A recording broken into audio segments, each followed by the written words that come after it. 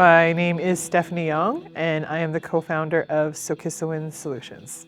Our business is focused on bridging the gap between Indigenous and non-Indigenous organizations using strategy and implementation plans. Sounds fairly complex, but that's because there's a lot of work to do to be able to fulfill that goal.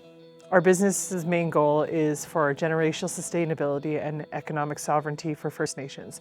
So in order to do that, there's a number of supports, education, resources that we help nations achieve. That includes partnering with non-Indigenous organizations to help bring some of those resources to the nations in order for them to achieve their goal. So my career journey started out when it goes back really far, but I spent about 7 years as an executive director of an entrepreneurship center at the University of Saskatchewan. And there I helped startups build a business, figure out their different revenue streams, their different options, what kind of partnerships to start, how to find capital. I had also started a small business prior to taking on that role. Disaster. I did absolutely everything wrong. Could have written the book on what not to do in terms of your business. It was terrible from start to finish, but it led me to the role of being a service provider to entrepreneurs and lending that expertise on how not to do what I did. And over those years, I've been able to build up those skills in terms of what would I do different? What would I change? What would I do? What can I do now? Or what can I control? Or what do I need to let go of? In the world of entrepreneurship, there is no real typical day. I think it's really important that you set your own routine and what works for you. I'm an early morning worker. That was something that I was able to identify way in the beginning of my career. The ideal working hours for me would be 7:30 a.m. till about 2:30 p.m. No lunch in between. And I've always been that kind of a worker. So when I look at my schedule and things that I have to do for the day, I set all of my top priority things and meetings for the morning. That's when I operate the best. That's when I talk the best. That's when I'm most focused and most present. And then I set all of my task stuff for later on in the day. So some of the, less intense, less focused, you don't need as much brain power tasks to be towards the end of the day. So of course, you're answering emails and talking to clients, take a lot of client meetings, but if I'm working on building a presentation or a program or a framework, or I'm working on some analysis for a client, I do all of that work in the morning. And I think that that's just really important to note as an entrepreneur, that know your strengths and weaknesses and where you thrive, and focus on your most important task at the time that it works for you. My career has absolutely not been linear. In fact, I think my parents are still asking me, what am I doing with my life? I also think that is part of my strength, is the ability to be able to pivot, to try new things, to have had the opportunity given to me, but then to have also gained the experience to kind of ride this roller coaster of where I am in my career. I started with entrepreneurship, tech, startups, then I moved into community development. Now I'm in Indigenous inclusion and economic growth and reconciliation. So yeah, my career has been all over the map, but I like it. I just am a person who likes variety.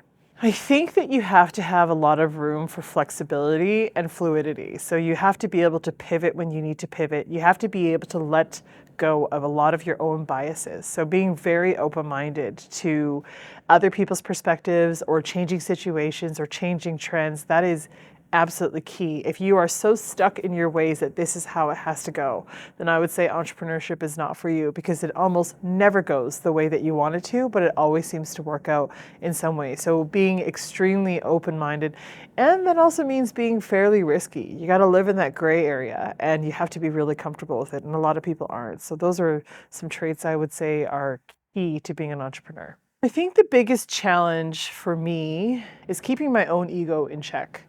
I've always assumed that I was the smartest person in the room, or that I was the most effective and most strategic, all the things. I come from a really ambitious family, and so that was sort of implanted at me from childhood. And so you always assume that your way is the right way, when actually, a lot of times you really got to check your ego. You really got to set that aside and think, is this really the way? Like, what am I so focused on right now that I can't pivot, that I can't change, that I'm not taking into consideration? Is my way actually the only way? And I think that has been something that I continue to have to remind myself, or take a deep breath, or take a couple days and step away from it, think about it, process it, and come back to it again. What I love about my work is the work that I know that I'm doing right now is the place that I know I need to be. It feels right. It feels impactful. It feels fulfilling. It's all the things that you aim for in a career, where you are challenged constantly. You know that the answer that you're looking at is not always going to be the right answer. You're focused on, engaging with different stakeholders to listen to their feedback and to get that, what is going to work for everyone. But at the end of the day, what you're doing is actually impacting lives and changing conversations. And that was a huge goal for Michael and I when we started this business, was to, in terms of Indigenous inclusion, it's a long road to recovery and reconciliation. The least we can do right now in our time is change the way that we have conversations and change the ways that we have perspectives. And when we have people come and tell us that, or when we see people thinking of things in different ways, that to me is where your cup is really filled. I feel like entrepreneurship is an incredibly humble experience. You think it's all about you. Everyone assumes that you're your own boss. You set your own hours. Sure. You might not work until 9:30 today, and you might cut it off at 2:30. And we may have set the goals for our own business, but everything else that we do is a service to other people. And that means that you need to be extremely humble and very empathetic in your approach to people. So that's my advice to myself is, be more open-minded, be empathetic, listen carefully, because what people say and people's stories are so important on how you choose your next action. I would say that being an entrepreneur requires a lot of bravery.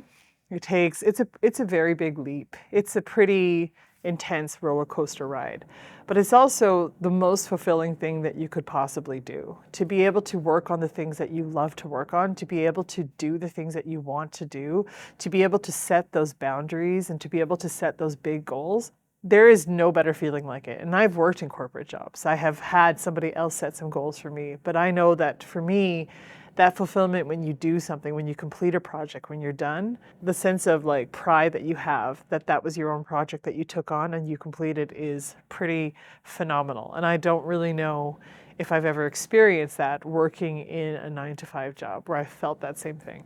There is this notion that an entrepreneur's life has to be a constant grind for 14 to 16 hours. Absolutely. You're constantly thinking about your business. Usually when I go to bed at night, I'm thinking about something to do with my business right before I fall asleep. And usually one of the first things I wake up to is, what do I need to do today for my business?